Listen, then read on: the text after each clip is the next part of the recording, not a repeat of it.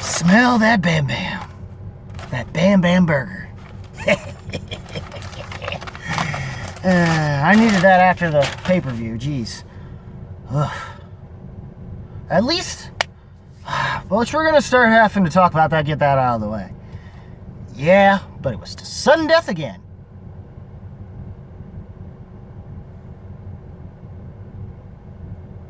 Sorry, I saw a notification thing. I'm sorry. Anyways, as far as the match is concerned, this past pay-per-view, I think there's one that's supposed to come up this week, apparently, but they're not really promoting it all that much. Unless really there isn't one.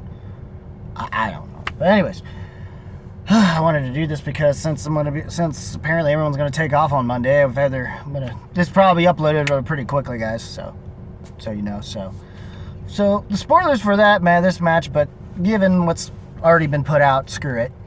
But yeah, the match itself, yeah, was always sudden death. Apparently he screwed up on a question. I think what happened was he messed up on his one question, but he at least managed to get perfect without having to go multiple choice at the very least in his round 2, which was enough for Ben to do it. And well, I guess it just worked out because who knows how awkward it could have been with the study sessions on Ben's Patreon anyway. So, but at the same time, I'd have liked him to finally get that belt, or at least, say he could actually possibly finally beat him. He might have been, I think Ben could have been the one to do it. Despite Dan, but it makes it easier. But now we all know he has been studying, and so he's going to be more of a threat than we thought. And I hope we can prepare Dan in those study sessions. So, but yeah, can't wait to trim this. But anyways, and the real MVP of this entire match is Adam Witt's managing. Mwah! Mwah! The challenge was needed and absolutely necessary on that 5-pointer. And I'm glad it worked. I figured they'd have to give him another question, and it just worked out that it led to a sudden death. And people, I think, would have bitched more about this had, Ben actually won his match. But instead, Mcweeny won, I don't know why I'm saying Mcweeny, because that match came up with Barbarian. But it's also the fact that, or at least against Ethan Irwin, but, so we're going to have Irwin versus 4, but, as someone, when it comes to Dungeon, we have only one belt left, and we need Dan to defend it and just end this whole thing. So, even though Ethan will still be around the corner, but yes. So we already know that's the singles title belt going into Collision. And all the other pay-per-views look interesting, of course. And more likely at this point, it's probably Kevin Smith may run into the buzzsaw that is. Also not sponsored by McDonald's. Better not get copyright claimed over a stupid thing with McDonald's in it. But anyways.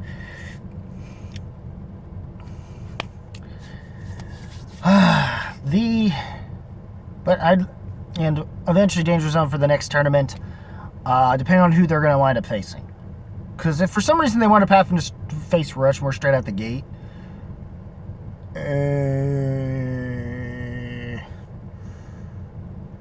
that's a little bit of a rough business. But I don't even think Rushmore's going to be a team anymore, though.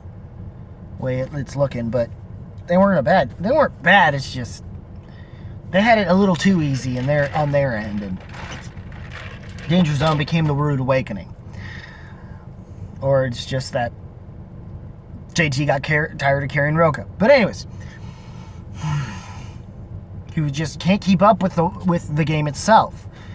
He's just stayed the same player, But the game has evolved in such a way to where you can't be that player anymore. And you can't afford to miss shit. And he can't play that way. Yeah, but whatever with that. It's not what we're talking about. Ben didn't get a chance to beat Ethan either now. Which is also something that, Roka hasn't done either, though. At least so. And Ethan's been studying, apparently, so now we know what to work forward to. And then there's these other matches we are dealing with. Which happens to be mostly all singles matches. Which was King Khan and Goddard. That promo was kind of meh. The promo they did beforehand for the match was meh to me. And I'm not talking about the unusual promos that they do within the match itself.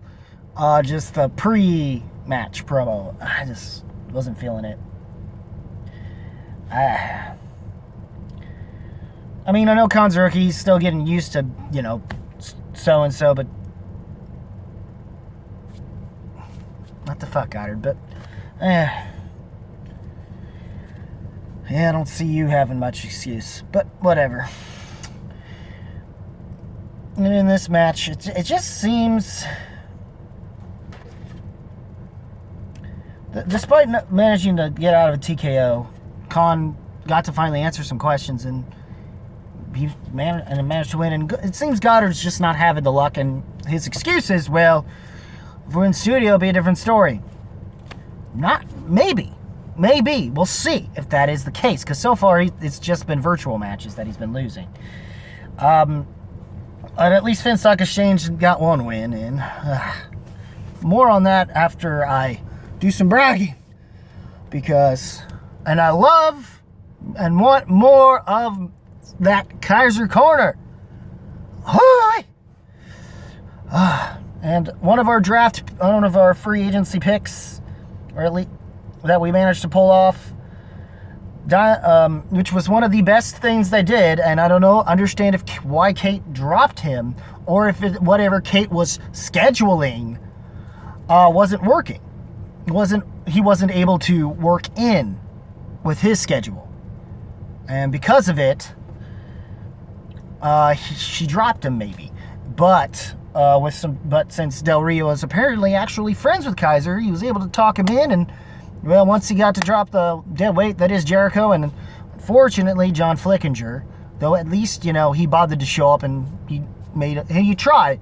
Though I think Stuckman, who was a part of what it was then, and had his win.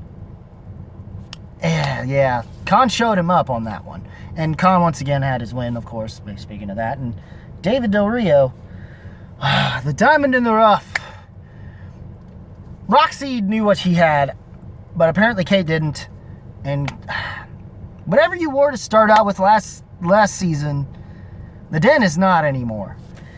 And it seems that in Swag's case, they don't, despite them trying to have a certain family unit, at least Kaiser knows to be that, but also know how to mean business. And in this case, as Del Rio showed, because in this case you had him face Frank Moran, who apparently had a good game against James White, but James White beat his ass.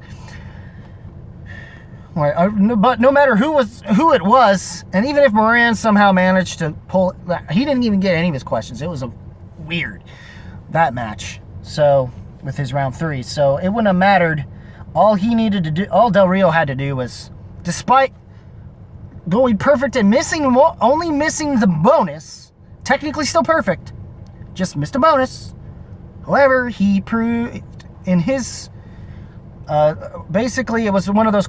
Also, in Moran's case, it was an unfortunate case of having hit the opponent's choice, which probably could have been Del Rio. Lord knows what he would have been hit with, but Del Rio luckily had his lead, played it smart, and gave it to him, and luckily didn't miss out on him having opponent's choice. So, it was just one of those cases where Moran was down a lot and opponent's choice just hit him harder. Luckily, he did well enough to at least keep himself out of knockout range. But all Del Rio needed to do was, given the way the score ended before all he needed to do was at least play perfect. Play perfect enough to where it would force him to still answer all of his questions to get out of TKO range. Fortunately, Barbarian, that didn't happen. And Del Rio finally gets to showcase the kind of player that he actually is and had shown that he could be, especially in his having taken Chance to Sudden Death, to force him to earn his first ever round 1 tournament win. Is what happened with that thing. Moran, I just never saw a whole lot out of Moran as an individual player. He might have done better for teams as a teams player, but that's barely been shown itself. But I'm very happy, and it just further shows Kaiser knows what he's doing, because we managed to get 3 points. Definitely made up for Ben's unfortunate loss. That would have been a much bigger deal, because it would have secured us, honestly, 7 points that we desperately probably needed to maintain our current stasis that I want to kind of still keep. Granted, as long as we still wind up, if we wind up like Fence Like Exchange last year-ish, I'd be happier with that, because I just don't want us to be dead last, after the way things have been, which it was sort of a weird reverse. So far, it's been sort of a weird reverse situation. The difference is Kaiser's knows what he's doing enough to handle on how to handle it, while it seems in Gucci's case, he's handling things better, but when he's not around to do what he needs to do, it's starting to fall apart on their end in a similar way to what's been happening with us. But that was also the virtual situation too. But it's looking good for us still, because at least we were more prepared for the virtual stuff for this season mostly. And, it's nice to go from having been dead last to being at the tippy top of the food chain. And I'm still going to embrace and enjoy it while I can. Even though we all know the season's not over. Other than that, that's the final match, which I just saw. The Godfather Drew Mcweeny versus the Barbarian. A tight match, and also had another challenge too. That whole situation with that challenge I forgot to mention with the Bateman Irwin match was, if it wasn't for him, I don't even know if Kaiser would have caught it, to be honest with you. Which is why I'm glad it worked itself out to where Adam Witt did see the movie and he knew from the way the question was worded where Ben's head was at. And how it was more him trying to tackle the question so he could get a different... It worked. It wasn't an unreasonable challenge. Because the way it was going to be pronounced, I could see how he would be thinking drive and how it would screw him up that way. Which I think even PJ kind of knew that was how it was going to be, but the way it was going to be pronounced and worded, it was going to look bad regardless, and it was going to result in a challenge no matter what. Or he just couldn't figure out a way to make it a 5-point level challenging thing, but without the question itself getting challenged. I don't know. But what PJ's situation is on that. But that's what happened, and luckily Ben knew how to, and luckily that's what happened with that. And in the case of this match, another challenge. This time it was a different story for me personally, in terms of the whole challenge situation in dealing with Levine. But still my birthday buddy. Anyways, I enjoyed others, the way things were working, him and the Barbarian. It was a pretty solid match. They went perfect, even with the bonuses.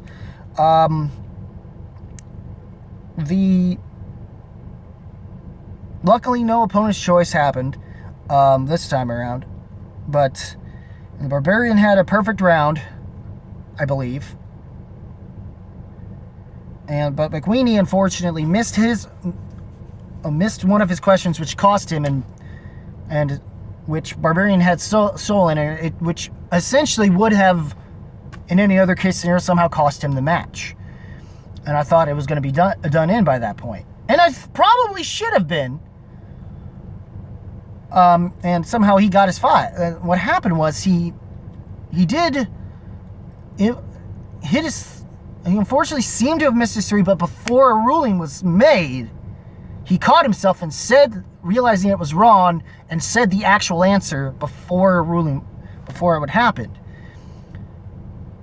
But somehow they gave him they marked him off as wrong and not giving him the 3s. Sam had to step in and pretty much make it clear that before anyone made a ruling or said he was wrong, he realized it before they said anything. So therefore, he corrected himself before anyone could say anything. Which means which by that logic means he should be given the points anyway. And that's where the challenges come in. And unfortunately, in this case, Gucci wasn't around, probably because he was busy on set with something, who knows. Despite, whatever Lieberman was saying, which was funny. And he wasn't prepared for dealing with challenges or anything like that. He was hoping that, he would coast by with this. And I love how he played it off wonderfully and into his character. It was great. Good on Lieberman, at least. At least we still get some good character work from him. And, which makes sense because I know that him and Craig are buddy, so it made sense that he would ask Lieberman to do it, even though Lieberman has no clue. And that clearly showed he had no clue on that regard of the management thing, and to the point where he at least played it off good in character, even though and Barbarian didn't help himself much in terms of counter arguments. At all. So because of that, I kind of figured it was going to wind up more in Mcweeny's favor, and he'd have gotten his 3, which forced Craig to have to answer his 2, forcing him, no matter what, to have gotten his 5, which he was able to get, which meant that Craig had to go to his 5 anyway to win the match. And of all the things, and if it wasn't. And as Dungeon OG, if it wasn't for my knowledge of Schmetz and knowing about his time in fucking Newsies and that one Suddenly Soundtracks episode that he was on, which I guess was still either on Take 3 or was it on PG's Network, I think. I think it was on PG's Network. But anyways, that match, perfection. Just... oh my god. Just the way that happened, he could have won it. And he second guessed himself. Smets must have given him an earful after this. Or at some point. I'm telling you. Oh my god. Saying, I'm not going to be talking to you for a while. You should know better than this shit. So, yeah. Because he's probably shaking his head. It's like, probably texting back. And it's like, Craig, saw the match. What the fuck? I'm sure that's what happened. You don't have to tell me in the comments, Smets, if you're even watching this. If not, I understand you're busy trying to, recover from having smashed cancer. Fuck yeah. And being a dad. Cute little baby smasher. I want to pull the little cheekies, yes. So cute. Anyways, not almost as cute. I don't know what's cuter this week between that and the Dungeon Corner episode where we got to see our lovely mascot of Piggy Smalls. I still keep forgetting I need to do that one joke and see how the dungeon takes it. But anyways, if I knew how to do it right, I keep forgetting to do it. But anyways.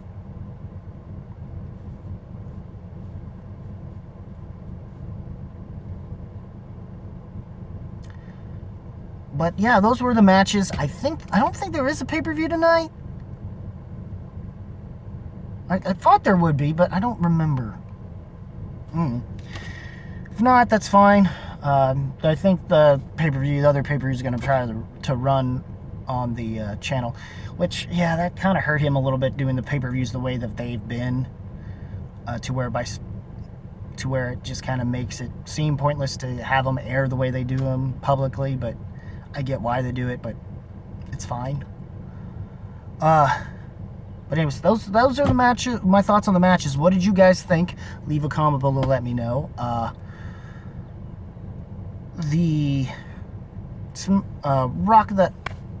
Rock that like button. Thrust you must smash that notification.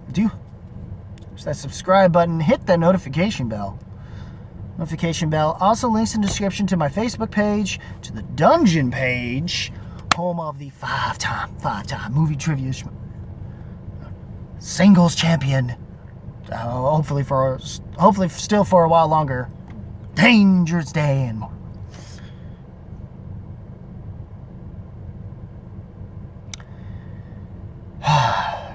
And other links as well. Yeah. As always, guys, keep it rainy, keep it real, keep it rocking. If you smell what the movie trivia Schmoedown rocks, Skype Entertainment, so on and so forth, is cooking. Now, can you dig that, suckers?